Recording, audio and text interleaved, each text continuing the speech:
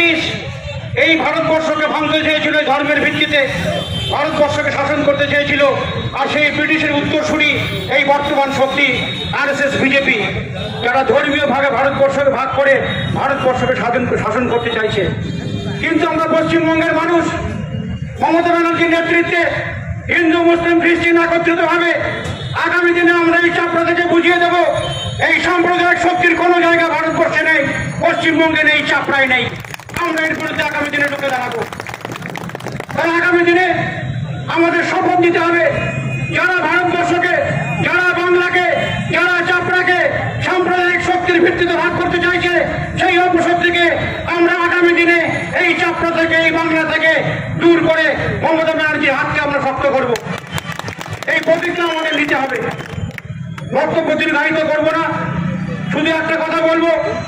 স্বামী বিবেকানন্দ যেটা বলেছিলেন যে মানুষের সেবা করো, শিব জ্ঞানে জীব সেবা, অর্থাৎ মানুষের সেবা করলে শিবের সেবা করা হয় এবং মানুষের সেবা করলে আমরা ভগবানকে দর্শন করতে পারি।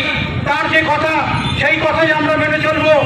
এই ভণ্ড, এই যারা ভণ্ড সাধু সন্ন্যাসী, যারা আজকে বিভিন্নভাবে বিভিন্ন ধর্মের দোহাই দিয়ে, ধর্মের ঠিকা নিয়ে সমাজকে ভাঙতে চাইছে, তাদের কথা আমরা শুনবো না।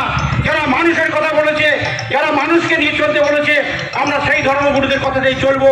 তাই আমাদের ফারুক সাহেব বলছিলেন রবীন্দ্রনাথের কথা, ভারত চিত্রের কথা, সেখানেও তিনি বলেছেন ভারত চিত্র কবিতায় সেই মানুষের কথা বলেছেন।